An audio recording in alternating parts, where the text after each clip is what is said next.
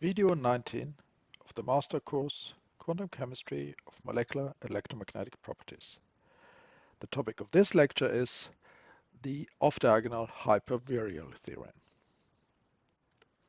Let's look at the unfreezed theorem again from the last section, and let's write it up here for two different stationary states. Stationary states which are the eigenstates of the unperturbed Hamiltonian, instead of the more general time-dependent wave function we had in the derivation of the unfreezed theorem. So here we have now the unperturbed Hamiltonian and unperturbed wave functions, and the unperturbed wave functions being stationary states.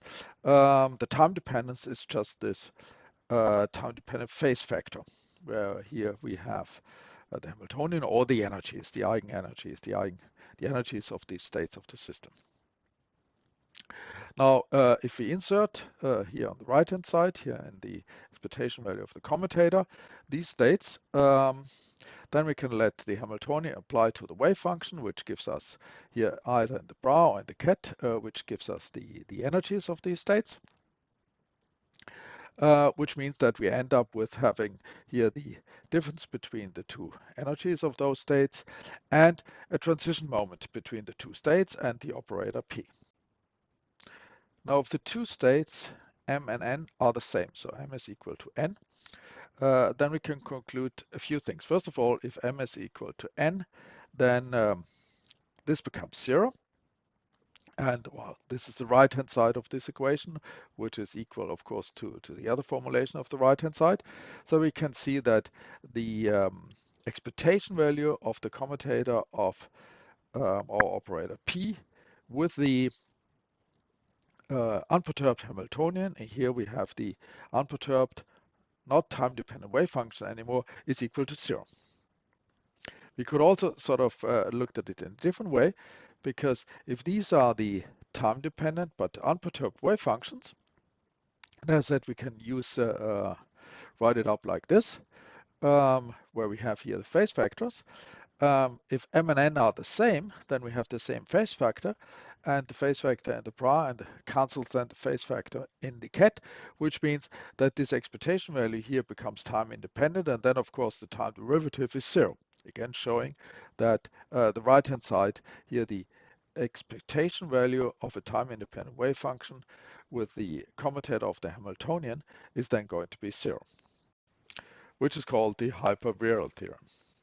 Now, if you look at two different states, still stationary states, and only the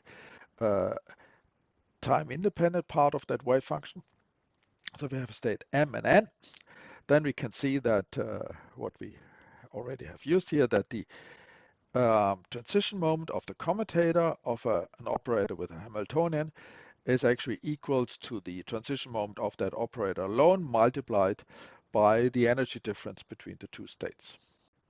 Now, a particularly important application of this so-called off-diagonal hypervirial, off-diagonal because I have two different states here, is if the operator P is the sum of the position operators of all electrons. So these are the position operators of the electrons, and if I sum them, let's say this is the operator P.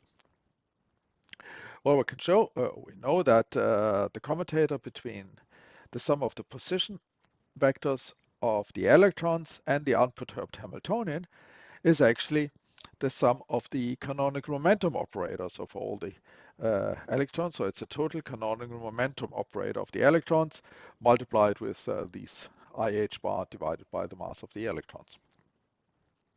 Inserting this here, we have now a relation between a transition moment of the where the operator is the position operator of all the electrons, and the corresponding transition moment between two states where the operator is the total canonical momentum operator of the electrons.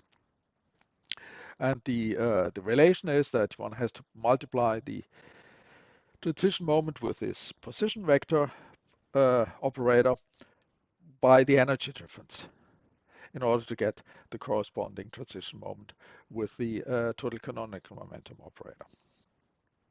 And we can also apply the same one to the hypervirial relation where we have the same states, And then we can conclude that actually the expectation value of the total canonical momentum operator with two time-independent stationary states with the same stationary state is actually equal to 0.